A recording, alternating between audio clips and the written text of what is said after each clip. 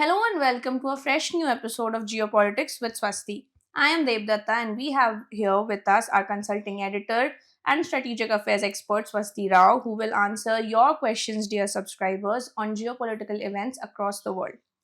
Now, Swasti, the past few weeks have all been about Op Sindoor, and a lot of our subscriber questions are based on that. But we also have a few questions from around the South Asia region.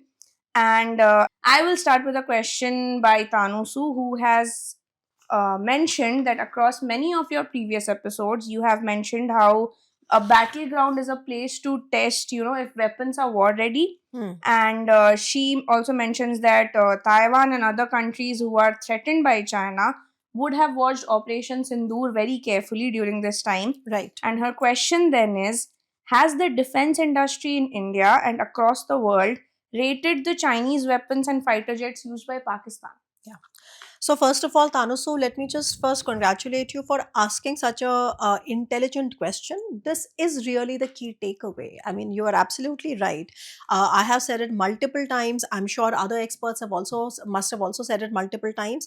Battlefield is really where the weapons are tested. See, there is a reason why they tata, because I've been following the Ukraine war and that particular theater. Why is it that battle tested in Ukraine has become the latest Right. quality standard for weapons? Because it is only in the battlefield are you facing a real world situation, because everything that you do in controlled conditions, okay, Absolutely. any test that you carry out in controlled conditions, I mean, by definition they are controlled conditions, so you don't know how they would really fare in a real battle. So battlefield testing is probably is remains to be the gold standard when it comes to military technology. Now, very quickly, bringing it back to the Operation Sindoor context, see, couple of things needs to be clarified at the outset. Now, we know that for Pakistan, there were basically two main actors that were supporting it. One was, of course, China, and the other was Turkey. Turkey. Right. Turkey का क्या है कि Turkey has a fairly robust defense industry, and the main Turkish exports, which are basically drones, different kinds of drones, they have been battle tested in multiple conflicts all over the world. Right. Whether it's the Armenia-Azerbaijan conflict, or whether it's the Ukraine war conflict, etc., etc. So Turkish weapons का जो reputation है, it is already etched. So that's one part. What the whole world was watching with bated breath was that how on earth are the Chinese weapons going to Right. fare? Absolutely. Because China के बारे में बहुत सारी ऐसी बातें हैं that China, the weapons they claim to be very advanced, but they have never been battle tested. Number one. Number two, they may not perform as well. There have been problems earlier with their reputation, with their quality. There have been problems with their trials. So even in the case of, and from India's perspective, we keep a tab on what China is sending to Pakistan and what China is sending to Bangladesh. And for both these countries, it is true that some of these deliveries have ran into operational difficulties. Quality controls have been a problem. So what has happened that over the years there is a reputation that has been attached to Chinese weapons, which is कि Right. ये नाम बड़े और दर्शन छोटे हैं, कि they keep boasting a lot, but as far as what we gather from Pakistan and Bangladesh, they do not really meet those standards. But this is what Operation Sindoor has changed, because what Operation Sindoor has shown is that the Chinese missiles, especially the PL-15s, have been quite instrumental in upholding the Pakistani, actions on the other side of the LOC. And it also, and because all of this actually comes out from this, we don't know whether it's conspiracy, whether it's true, but all this entire coverage on, this likelihood of a Rafale jet being shot down, etc. Now everybody's talking about it. We don't know yet how many numbers. There is no official confirmation.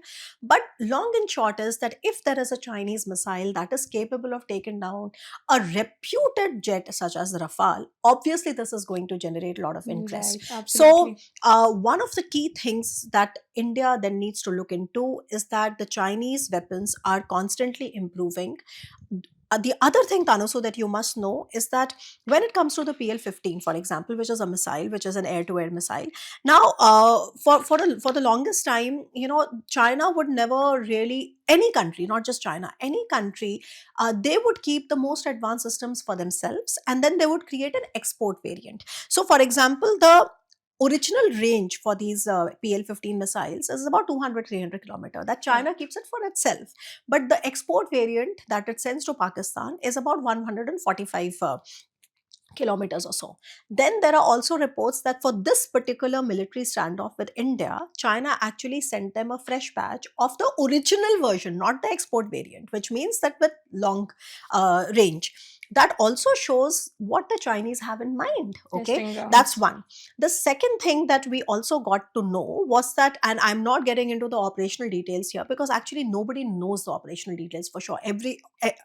Most of the analysts and most of the experts are simply speculating based on whatever is possible or available in the open source. So I'll skip that for a while. But what I'm trying to say is that even if you look at the PL-15, okay, now we know that the PL-15s have had extended ranges. When I say extended ranges, there is a bit of a technology that you need to understand here.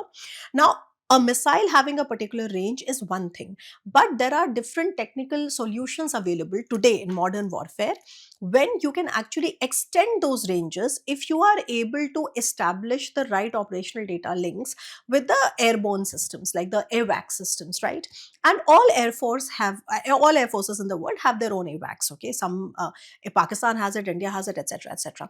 Now, what we need to study carefully is that not only the performance of the PL-15 per se, but also the fact that whether the Pakistani side were able to extend the ranges of the PL-15 based on the ODLs provided by China, and if so, to what extent were those ranges extended. So these are things which are going to come out in through different and I would say very technical investigations. Obviously those technical investigations are not even started yet. I'm not privy to that, but these are the things the entire world is interested in, and that is the reason, Thanuso, why all the Western countries, including France and Japan, and you mentioned that countries around, that are worried about a likely war breaking out in the Taiwan region, have all been interested and been asking India to share whatever remnants of the PL-15 that we have had, because we found some at in the Hoshiarpur region.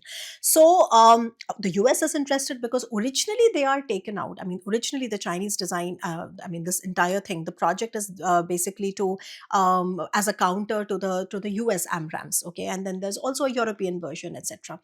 So long and short is that it is a BVR missile, which is a beyond visual range missile, which anyway is going to be the future of modern warfare. So BVR, which is beyond visual range, is what all countries are developing. But even there, we have to look at these operational specifications that have allowed Pakistan or enabled Pakistan to capitalize on those extended ranges, if at all. So these lessons are possible only because there has been a real time battle that has shown how they are working, and that is what makes it so special. So there's just one more thing to add to it, Devdatta, which without which this discussion will not be complete. So there is another reason why all these Western powers, and specifically France, Japan, the US, etc., are so interested in studying the internal design of whatever remnants they can find of the PL-15 missile that we have shot down, etc. Because China is also developing a far more advanced version of the PL-15, which is called the Project 180, where they are starting the PL-17. And the PL-17, the range itself is, I think they are saying about 400 kilometers, okay? 400 to 400 plus kilometers. So, and naturally, after seeing that their performance in the battle was something which was a matter of concern, right? Because we still do not have all operational details, but still there has been a matter of concern. So it is only natural that all these countries would want to study what is this PL-15, because the PL-17, which is a far more advanced version, is already in the pipeline.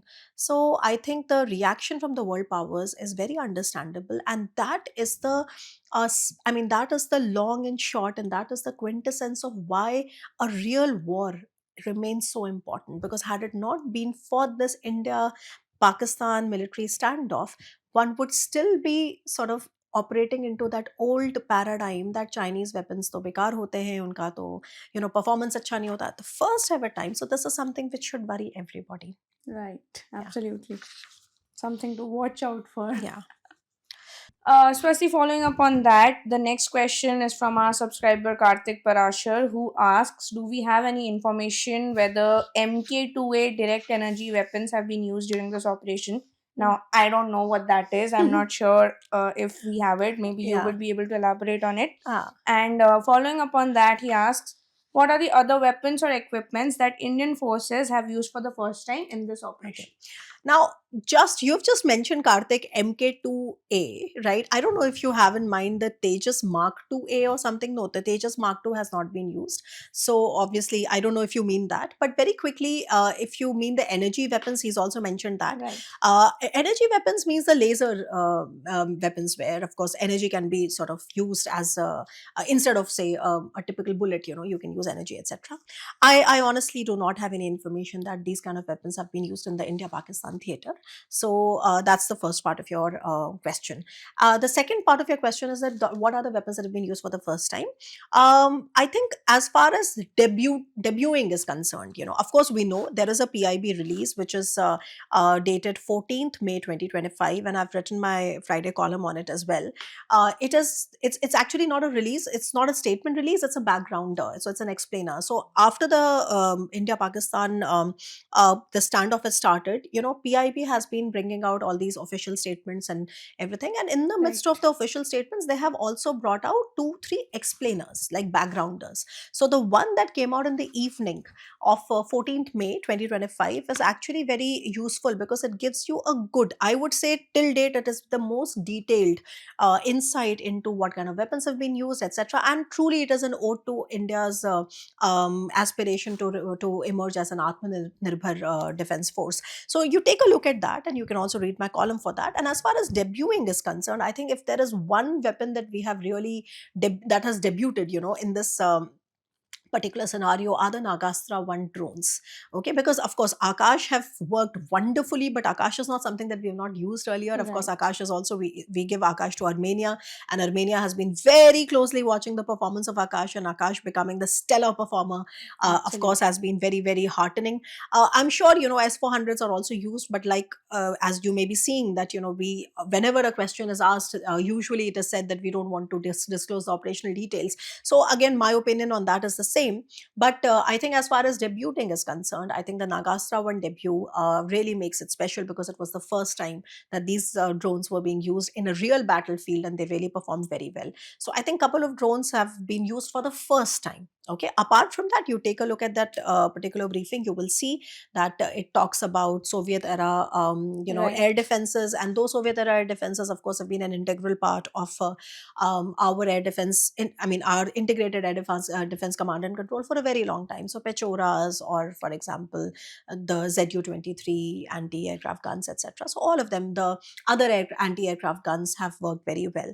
But like I said, the first time, I think, in my opinion, from what is already confirmed, Hmm. now there may be other weapons that slowly, probably we'll see.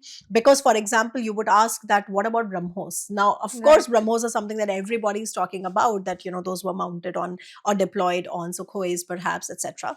But because it is not confirmed yet by the official sources, so everybody is holding their horses, on that. So we will come to know very soon. So maybe we will have a long discussion on the efficacy of BrahMoses as well. Absolutely. Following up on this, Swasti, there's another question by our subscriber Sunil, which I would also like to apologize for not being able to take in the last episode.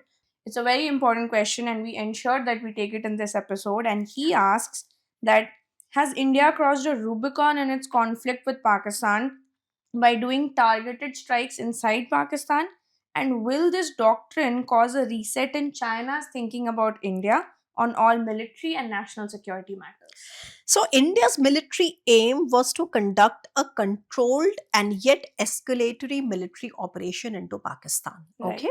So, every step we made sure that it remained controlled, and every step we told them that we do not wish to, take it out of whatever balance. But at the same time, if you retaliate, okay, then we are We going to will escalate as respond. well. Okay. Because we understand that Pakistan, there is, this and that, we were pushed to this new normal, because India for the longest time has been a believer in dossier diplomacy. India for the longest time has tried to furnish evidences. India for the longest time has also tried to use all possible diplomatic channels, etc., etc. But Pakistan has literally called it upon themselves. Okay, so this is a new normal which Pakistan has asked for, and India has very, very, I would say, fittingly now created that new normal. So as far as crossing the Rubicon is concerned, yes, I would say without mincing my words that India has indeed crossed the Rubicon when it comes to telling Pakistan that we mean business, and if you think that you can do this on us, we will teach you a lesson, because terrorism is not going to be tolerated, number one. The other question to ask, which is related to this, is that is this going to be enough? Okay, and everybody understands that this is not going to be enough, because yes, Pakistanis have learned a lesson, but I'm sure you're also following the Pakistani media. They are living in a simulation. They are living in an alternate reality. They are releasing. So I'm sure you're looking at what Pakistan is doing internally for appeasing their own whatever populace, and they are releasing victory songs and all that stuff. So naturally, Pakistan is a hard nut to crack. Okay, so on the one hand, we have to make sure that we keep the pressure up. On the other hand, we also have to make sure that we do all the entire spectrum of operations, which is, we of course require diplomatic handling of the situation. Why Right. do you think the government has put together a committee, an all party committee now, which has Shashi Tharoor, who's a national asset. I keep referring to him, to him as a national asset, and many other parliamentarians, etc., from across the party spectrum in India. So they have put together these parties, and the task of these committees is to actually go around and tell the partners what India's position has been, etc. So diplomatically, you have to keep the pressure up. Yes, you have to make sure that the diplomatic channels are also working. You may say it is not working right now, but we will always try. So that is there.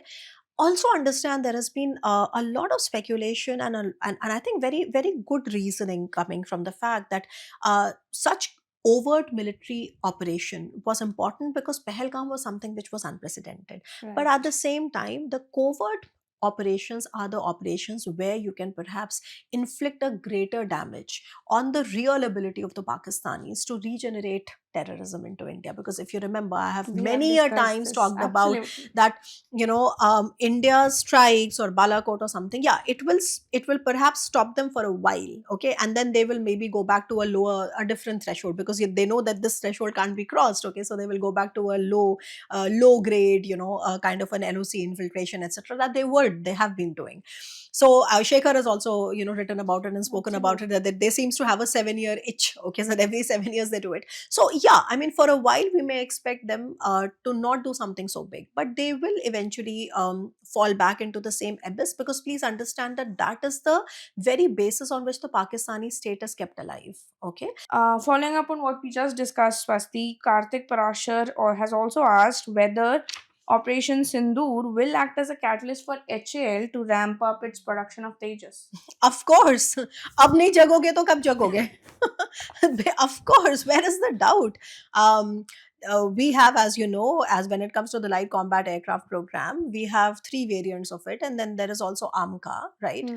And the fact of the matter is that right now we only have, a couple of squadrons of the first variant, which is LCA Tejas Mark One, and I mean, this is now a clarion call for everybody, including HAL, which is the key player there, to understand that they have to sort of now start delivering, and all these delays and everything. I mean, we have to just really revamp our entire system, because if I start getting into the details, of course this will take another episode of its own.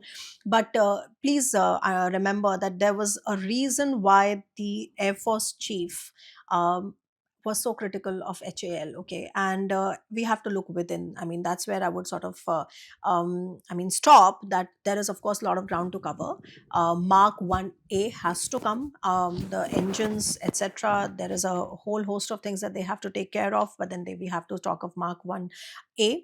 then eventually Mark II, and Mark II is nowhere close to close on the horizon, and then there's AMCA, and everybody is talking as if, okay, now there will be so much push for AMCA, but fact of the matter is that we don't really have a prototype ready. So even to assume that AMCA would perhaps be inducted by 2035 or something, this is all very delusional. Right now, going by the past record, it looks very delusional. But of course, that is the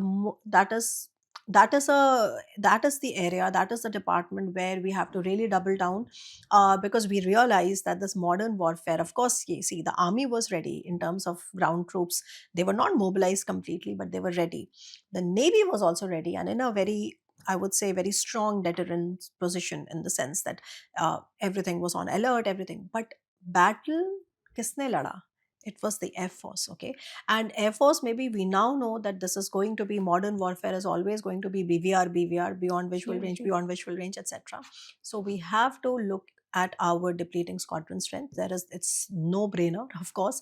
And the second thing is the drone, because the second thing that we saw Pakistanis try to overwhelm us with, especially what they received from Turkey, Turkey, yeah. the Bayraktar TB2s and the Bayraktar Akinsis, but the swarms that came were the Songars, and they came not just to overwhelm us. Of course, they also came to collect intelligence. They were reconnaissance. Okay, so I mean, we are moving in a direction, and this direction is pretty irreversible. Okay, so if there is, these are clarion calls. Of course, HAL, and then of course, by the way, HAL is also developing a drone. Yeah, Yes. the loyal wingman, apart from DRDO. So I think these are the two things that we have to do, and I mean, there are no two ways to look about it. So yeah, all the best. Absolutely. We just discussed about Turkey and drones being sent Yeah. by Turkey to Pakistan. Following up on those lines, I will now take Aditya 18893's question, Hmm. who asked that is it a right move kind of to boycott Turkey because Turkey is such a crucial player Hmm. both in Asia and Europe. Right. It is also a NATO member, so it Right. is not easy to ignore such a country. Mhm. And his other question is that why is Turkey so close to Pakistan as against India? Mhm. And what do you think are the reasons behind it? Very good question. Pehli cheez, since you mentioned NATO, Turkey is not merely a NATO member. In Europe, okay, um, Turkish forces are the biggest forces that NATO also has. So that will just give Right. you an understanding of how important Turkey is in the region. It's a very important Mediterranean player, etc., etc. Boycott ka question. Now, boycotts have not worked. Remember post Galwan, what we did? There was a call to boycott TikTok and Right. boycott this and boycott that. After Galwan to now, our trade with China has only grown. It doesn't mean to say that with Turkey we can draw a parallel, because, of course, I mean, on the one hand, our total trade with China stands at $125 billion, okay? But our total trade with Turkey is about $10 billion. So there is a world of a difference. So you can say that we can perhaps use it as a leverage, but also remember that that is a trade which is an our export surplus, because we export more to Turkey than we import from them. But still, it is not a very important trading partnership. So what should we do for Turkey? The first thing, my opinion is that, and it's my opinion because I have been reading the situation for a while now, and I feel that the Indian side sometimes suffers from a kind of a delusional analysis where we fall into this comfort zone of saying that Chinese weapons are bekar, the reputation, going by the reputation, etc. We'll say, oh, they have a bad reputation, they are not battle tested. Ab ho gaya battle tested, right? Similarly, Pakistan is a beggar country. Pakistan is a much inferior country, but when it comes to your qualitative edge over Pakistan, the gap is not so much. That is Right. what we saw. Okay, and then it comes to a country like Turkey. Uh, I understand, because the Turkish help has been instrumental in Pakistan perpetrating its terror activities into India. So the emotion I understand. But when you are discussing military strategy, when you are discussing strategic, so to say, maneuvering, you have to keep emotion on the side and Right. think from with a very clear strategic mind. Um, our cutting down tourism to Turkey is not going to impact Turkey much, because it is not even 1% of Turkey's total tourism. Absolutely Okay. right. So you Yes. have to think of a strategy where they will feel some kind of a pinch, right? What could that be?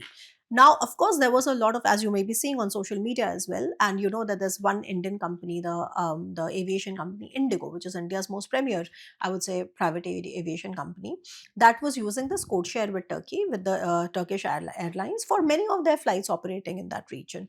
And then there was a lot of pressure being made on Indigo to cancel those contracts in national interest. Now, you have to understand, you know, national interest is one thing. The other thing is also honoring your professional commitments, and that is the reason why Absolutely. Indigo said no. Right, Indigo said no already. Indigo said that this is all disinformation, we are not going to cancel. So what do you boycott Indigo, or do you take on a more mature outlook to try and inflict some kind of a cost on Turkey, but at the same time do not inflict that cost on yourself? Absolutely. Because please remember, there's another thing that you need to remember, that we all need to keep in mind, that for that little while when the Operation Sindoor happened, etc., etc., and in fact even after Pahalgam, okay, because the tensions were so high, and because the Pakistani airspace, Indian aircrafts was not using the Pakistani airspace, they were spending much more in fuel and everything, because they were then, you know, rerouting. Most of the flights were cancelled. I myself was, you know, stuck in Athens because of all that. So there will always be a cost. If you want to boycott, you have to be ready for the economic cost that it will Consequences. inflict on yourself. Are you ready for it, as the first question? Okay, who is going to pay the cost? Of course, the people of the country are going to Country. pay the cost. So Absolutely. that's the first part. The second part is, I think, a much more robust way. First is to get our analysis correct. Okay, we have to see what the Turkish side has been doing. For example, are we studying enough Turkey's Asia and New policy, where Turkey is doubling down on military support and strategic support to Islamic countries of our region? Okay, they call it Asia NU, but they reach out particularly to Pakistan and Bangladesh and Bangladesh. Maldives, etc. The only departure there, which is very worrying, Devdatta, has been Sri Lanka. Between last year and this year, 5 Turkish warships have visited Sri Lanka. The question is why, right? The question is why. So, do we have any analysis in India over it? We need to stop being reactive, and we have to learn to be more proactive when we are tracking the different dimensions of what Turkey is doing in the neighborhood and at large. That's the first part. Get the research in place. Second thing, I think, which is something which is going to be much more useful, is to try and inflict future costs. So don't give any orders to Turkish companies in the future. Honor these and tell them this is the last, so that they know that by missing out on the big Indian market, they are getting an economic cost. If we do it now, we are basically getting all that Bring cost it on on ourselves, ourselves. right? Absolutely. So you have to do that. So we can cancel all of that. Yes, we can look at trade. It's not much. Like I said, $10 billion. So it's not much. We can use it as a leverage. Okay. And fourth, we have to keep the diplomatic channels open, because let's understand and let's deal with it. Okay, Turkey is a very important player in the world today. Turkish defense industry, you know, Turkish economy is not doing well, but Turkish defense industry has been a scintillating success story. And Turkish weapons, you know, how many countries, how many our partners have close defense relations with Turkey? Qatar, Saudi Arabia, United Arab Emirates, all buy Turkish weapons. Okay, Turkey is instrumental today in all this, mediation talks, etc., between Russia, Ukraine.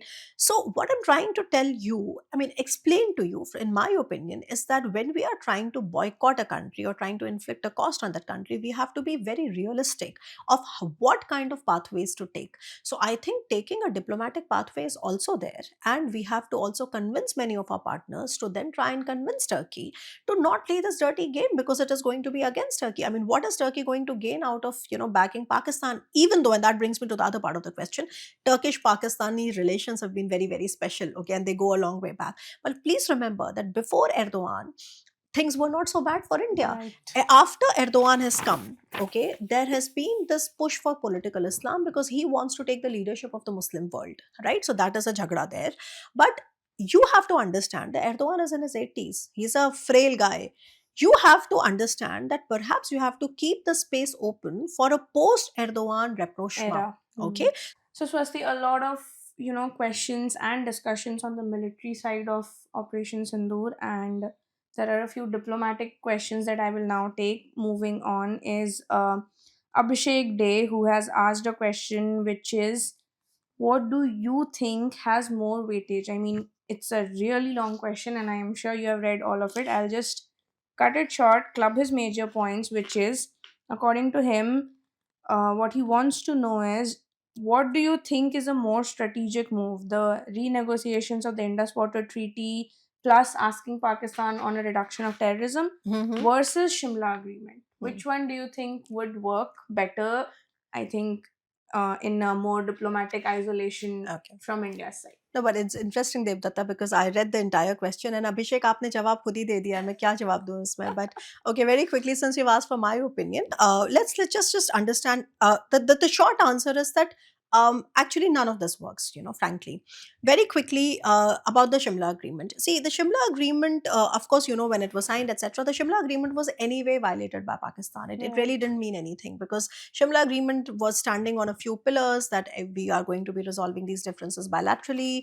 That ceasefire line was changed into the LOC, and that we will be having peaceful resolution of these problems. So all of that was anyway not working, and especially after 2019, after the abrogation of Article 370, Pakistan has been internationalizing the Kashmir issue at every possible platform. So I mean, Shimla Agreement was already dead. It's just that Pakistanis had to pluck a low hanging fruit because they wanted to give a fitting answer to our sort of suspending the Indus Waters Treaty, and Shimla Agreement was the most obvious thing, right? Right. So mare ko maar diya, like that. Okay, so diplomatically it was that. I don't think it holds any ground anyway. Okay. The second thing is about the Indus Waters Treaty. The Indus Waters Treaty, very quickly, again, please understand that when you read the legal language of the Indus Waters Treaties, it doesn't really have any clause of abrogation completely, because if you were to do that, then this matter can be taken to say, for example, other platforms, right, where India will be an unnecessary sort of this diplomatic tussle.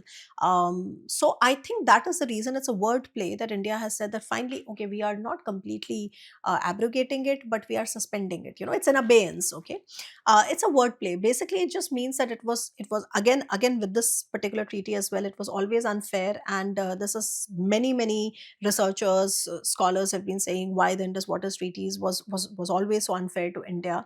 And now India has sort of pulled back from it. But very quickly, I think when it comes to speaking to Pakistan in terms of what is going to work, see, from our side, most options are on the table. The only two options that are not on the table, A is the terrorism, and B is status of Kashmir. Apart from these two things, all options are on table. They have to show that they mean what they say. Okay, so in the due course, see, right now I do not see any of this working. Right now, what we have to be very clear is that we have crossed the Rubicon. We have set a new normal. We have shocked the Pakistanis. Okay, so what I'm saying is that all this crossing the Rubicon that we have done, all this stellar performance by the Indian Air Force that we have seen in sort of coordination with the other parts of our armed forces, etc. This particular thing will have to be maintained by more technological innovation our side, etc., etc., and a whole host of things. But the key takeaway is that from right now, I do not expect there any constructive dialogue or discussion on this.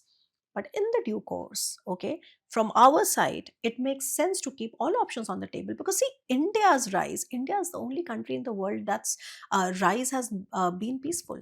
That's whose rise has not been destabilizing. From India, from our side, there is never a problem with the state of Pakistan. They have a problem with the state of India, because for the state of Pakistan, in their opinion, for them to even exist, they want it to have a very anti-India Kashmir hook. Okay, so except for terrorism and except for the status of Kashmir, from our side, all options are on the table. I'll just take this question from Rima G24, who is asking, why does Balochistan not ask Bangladesh for support, Okay. or maybe ask to set up an embassy in Bangladesh? I mean, first of all, right now, Balochistan is not a state. Okay. But perhaps what you mean to say is like the Baloch separatists, why don't they do it? I honestly, I don't know if they are speaking to Bangladesh. I don't know if they are having any communication, I don't especially. think they are at this Yeah. point. And but especially sure. at this point, because we also don't have a favorable government, like a caretaker government. By the way, let's not call them a government. Our caretaker government is not very friendly to India. They're hostile to India anyway. So right now, I think there is even less probability that they would be asking them to support, because right now, of course, there's a completely different kind of a diplomatic, so to say, equationing going on against India. So I honestly am not privy to that, and I'm not very sure if the Bangladeshis are being reached out by the Baloch side, but they are being reached out by the, they are reaching out to us, of course. And of course, I mean, for you must be reading on Twitter and everything that there is a lot of push in India by saying that let's open an embassy of Balochistan right next to the High Commission of Pakistan. So I mean, the emotions are running very, very, I would High say, at this high. point. But I think that's the short answer to your question. So I'm not sure I know about that. Right.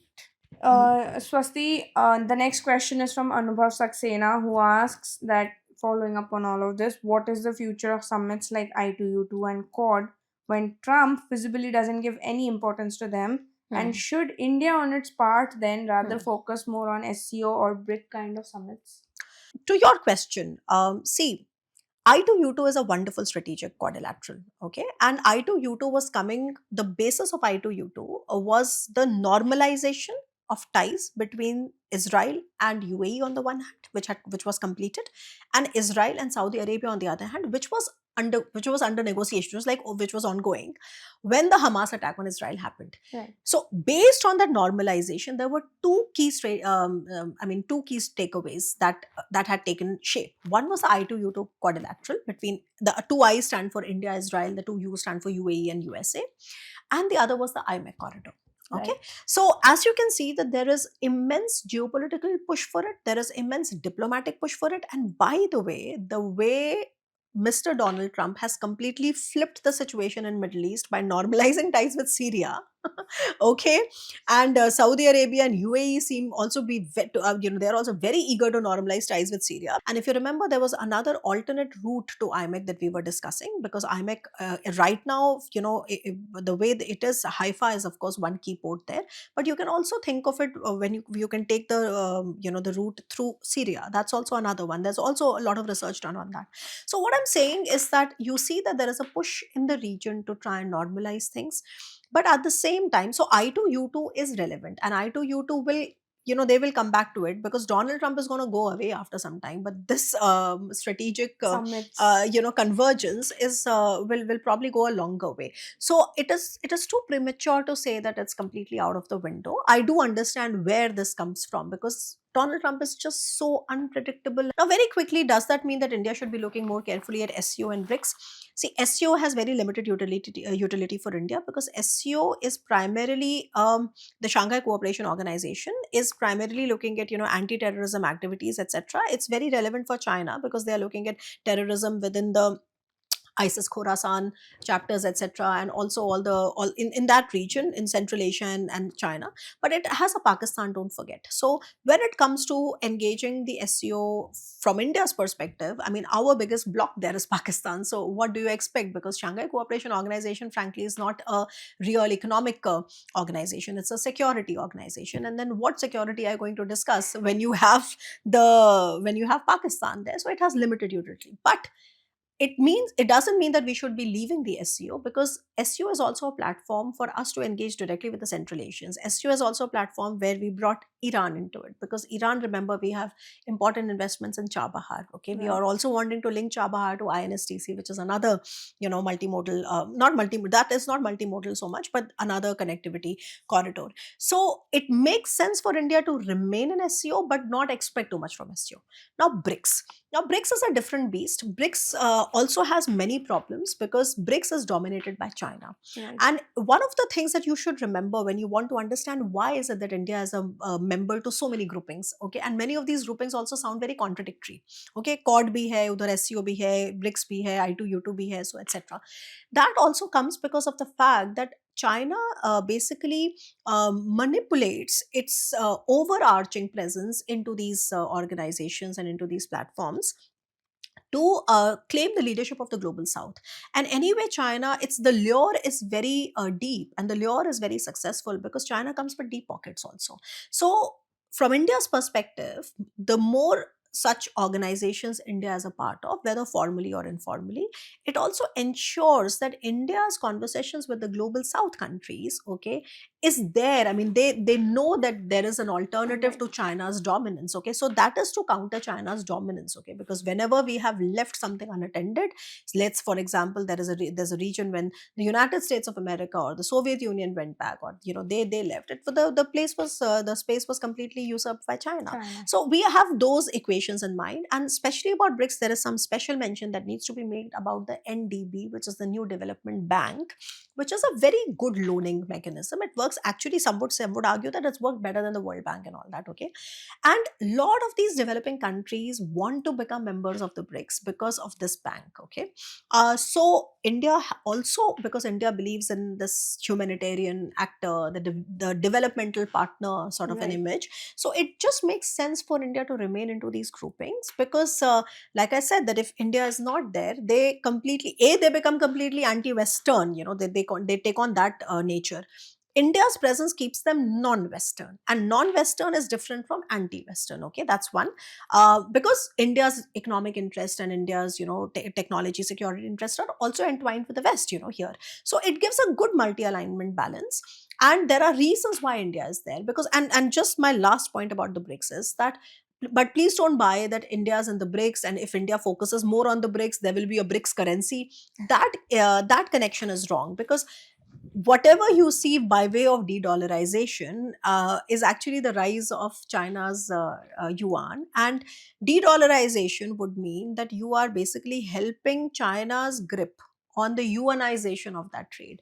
And it is, if there were ever be a BRICS currency, there will never be a BRICS currency. Dr. Jaishankar has gone on record saying it again and again. But if there ever were a BRICS currency, it is going to be a currency completely dominated by the Chinese yuan, not by the rupee. So it doesn't make any sense for India to help China, regain its fiscal position on the global currency market and all of that. So those are the reasons. But as far as participation is concerned, of course, these are diplomatic platforms, and since India believes in multi-alignment, it keeps India's options open, and that is Right. the reason why you see so many countries that are middle order countries are keeping their options open. It's about keeping your options open, frankly. Okay, On that note, we end this episode today. We look forward to your questions for the next week, and stay tuned, and we will see you for another episode. Thank you. thank you, Devdatta.